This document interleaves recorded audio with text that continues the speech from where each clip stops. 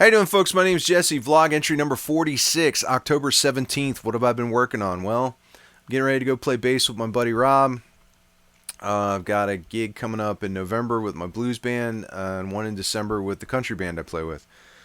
And my buddy Joe Bochar, who makes JBG guitars, the Supertones that I've had on here and I'm going to be talking about at length in the future, is sending me some pickups. Joe's been making pickups and he wanted me to try out his humbucker size P90s. And I didn't want to really replace any of the humbucking pickups in any of my guitars, so I landed on this. It's a 2014 Gibson SGJ that I picked up at Guitar Center at a really nice price. It's been well loved. The back of the neck is completely smooth from years of playing.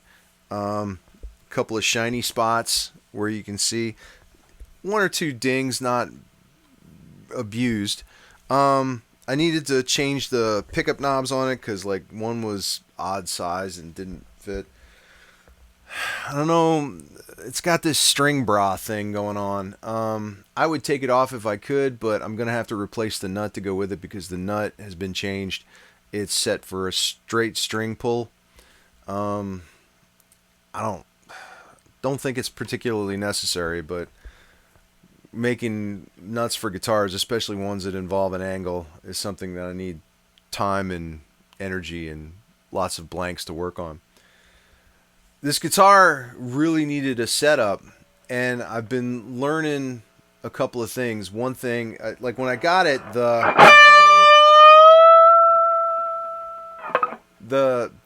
I use that note to kind of judge a guitar, and it choked out, and I said, wow, we got to fix that. So I was playing with the intonation. I added some relief to the neck. I tried lowering the bridge when I added the relief because the bridge or the neck was pretty straight, but it was choking out up here. So I ultimately set the string height here to where it would play halfway decent, and then I ended up tightening the truss rod just a smidge to bring it in. It's a little higher than what I normally would dial in, but this is the action it needs in order for all the notes to ring true and not sound like a fart in a plastic lawn chair. So I'm looking forward to, let me hit you, and I've got a Nauticlon on, set it pretty cranked. Ibanez graphic EQ going through a Sears amp.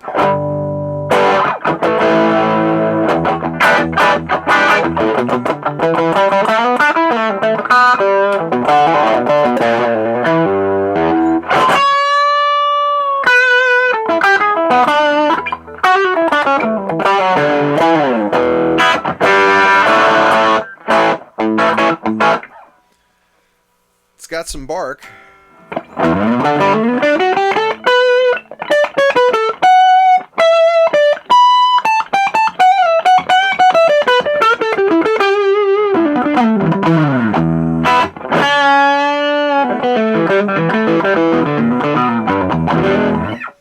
I wish it had 22 frets instead of 24.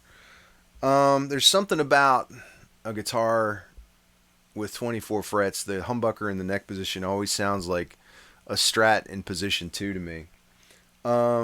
It's not a bad sound. It's just a sound I need to get used to. So I'm looking forward to showing you what my friend Joe did, with his pickups. And that's where I'm at. I was watching one of the Dan Huff's interviews, and he was talking about his recording rig and how he used an SM57 and a ribbon mic.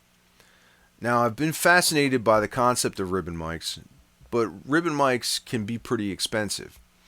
And so I said, well, I want to get into it, but I don't want to get too deep into it. What would be a good ribbon mic to try out? And I picked up a Swart R2 ribbon mic. And I've used it for some recording. I made a little jam track, and I played this guitar with it. And what I'm going to do is I'm going to play you the track, and I'm going to drop out periodically the SM57 or the R2 and then put them both together and see what you think. I haven't mixed this yet, so I haven't made up my mind how I feel about it. I did some recording previously like it, and I could tell the difference between just the SM57, just the R2, and with them together.